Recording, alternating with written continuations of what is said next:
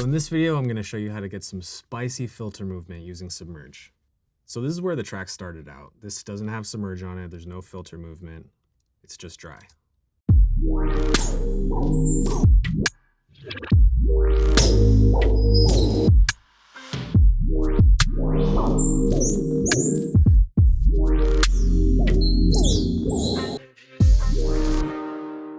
Okay, it's a vibe, but it's not the vibe. So let's go ahead and check it out with Submerge engaged.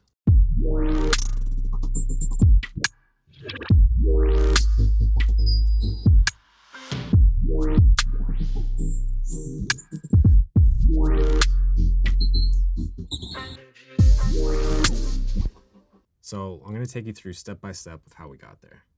Let's go ahead and disengage Submerge again, and let's bring a new instance onto this track line.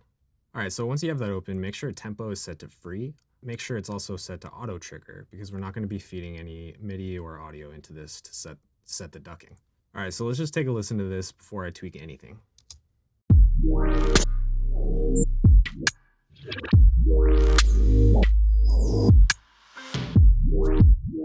All right, so what I'm going to do here first, so we can actually track how this is going to affect the sound, is set up some automation. I'm not going to really worry about the shape or anything like that here. I just want to set up some points so we can hear how the shape is going to sound, so we can more effectively tweak all these knobs without just kind of taking a shot in the dark with it. So let's take a listen to that. Okay, so you can hear it kind of sped up a little bit. I made that little ramp up. And of course, if you pull these automation points up or down, up is going to be faster and down is going to be much slower. Okay, so back to the shape. I'm going to go ahead and switch this from natural to special. And it's called special because the morph knob actually changes the shape. And we're going to set that to around 25. And if you actually click through one more time on any of these curves, you can flip or invert the shape. I'm going to leave depth exactly where it is, so we can just basically move on to the effects section. Here, I'm going to switch over to the high pass, low pass filter, which is kind of going to give us a notch sort of bandpass style filtering. So here, using the tweak knob, I'm going to pull this all the way down to remove any of that resonance, because I want more of like a hollow sort of thin sound. Whereas if you push this up, you're going to get a way more resonant kind of lasery sound, which could sound like this.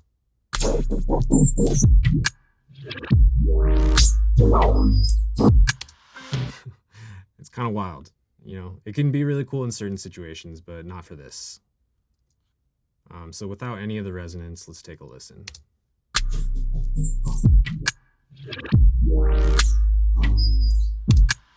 Okay, sweet.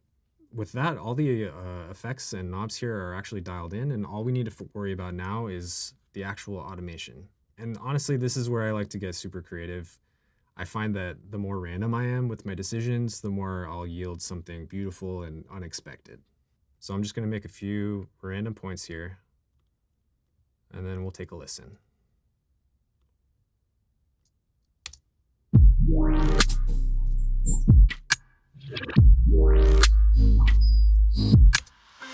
Okay, it's not really what I was going for, so I'm going to grab all of this and pull it up just a little more so I can get more speed out of those.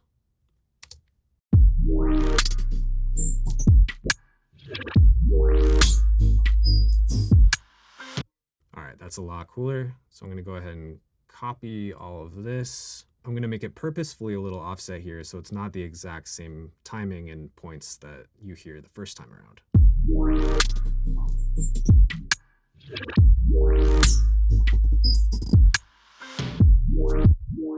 So there you have it. We got some really cool filtering movement using Submerge. Get in there, get creative, and have a blast with this. It's a really, really fun plugin.